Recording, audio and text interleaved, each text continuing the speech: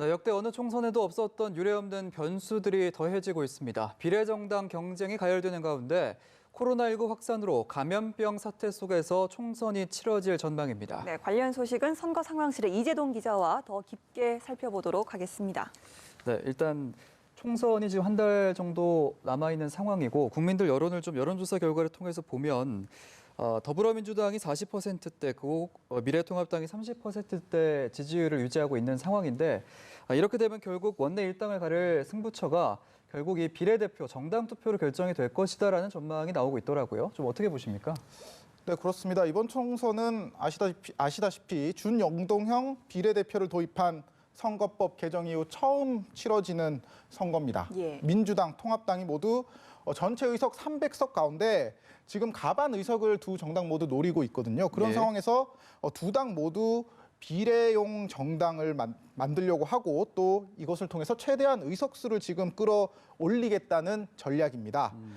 특히 비례정당을 맹비난하던 민주당도 최근에 비판을 무릅쓰고 비례연합정당 참여를 결정하면서 거대 양당이 이제 대리전 성격으로 내세운 비례정당에 얼마나 표가 몰릴지 지금 계속해서 관심이 집중되는 상황인데요. 예.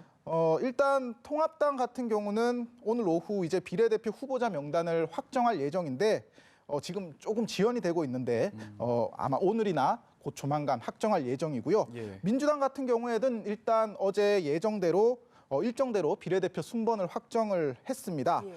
다만 민주당 같은 경우에는 지금 범여권 비례연합 정당에 참여를 하기로 한 상황이기 때문에 이들 그 비례대표 후보들이 연합 정당에 파견을 가게 될 예정인데요. 예. 하지만 이 비례연합 정당에 정의당과 민중당 일부 정의당이 반대를 하고 있고 민주당 일부 의원들도 비례정당이라는 게 결국 개정된 선거법 취지 훼손하는 거 아니냐 이런 입장이라서요. 예. 계속해서 참여를 거부하고 있는 입장들이 많습니다. 그렇기 때문에 아직 여러 변수들이 많이 남아있는 상황입니다. 예. 예. 정당 투표 기호에도 관심이 좀 쏠리는데 일단 현역 의원 수가 많은 순서대로 선점이 되잖아요.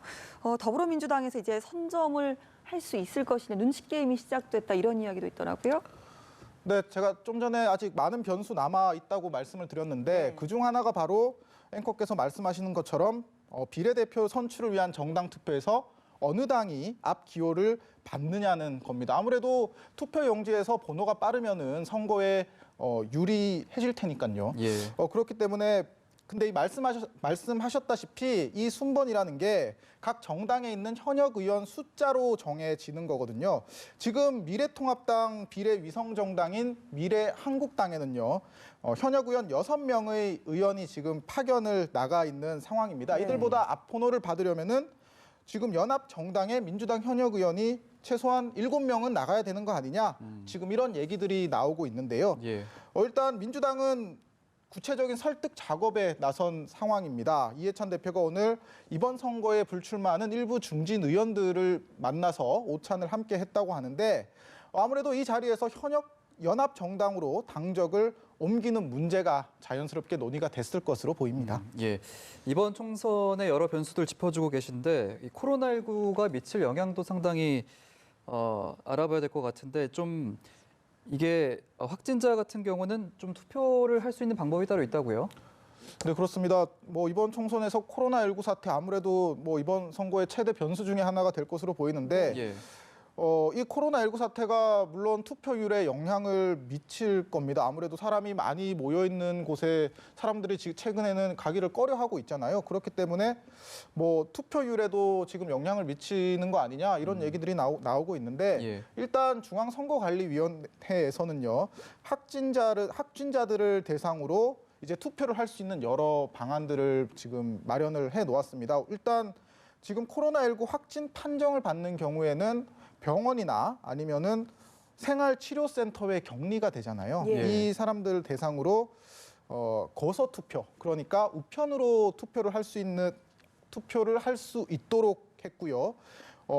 이렇게 투표를 하시려면 이번 달 24일부터 28일까지 이제 5일 동안 시군장에게 신청을 하면은 거소 투표, 그러니까 우편으로 투표를 할 수가 있습니다. 예. 그리고 제가 좀 전에 코로나19 사태로 투표율에 영향을 미칠 수 있다 이렇게 말씀을 드렸는데 네. 사실 뭐 투표율이 낮으면은 진보 진영이 불리하다 이런 게 선거에서 통솔이었거든요. 예. 이번에는 정권 심판론과 야당 심판론이 아무래도 팽팽하게 맞서고 있는 상황이라서 뭐 어디가 유리할 거다 이런 말을 미리 드리는 게 조금은 단정 지을 수 없는 상황입니다. 예. 네, 알겠습니다. 오늘의 총선 상황 이재동 기자와 함께 알아봤습니다. 고맙습니다. 고맙습니다.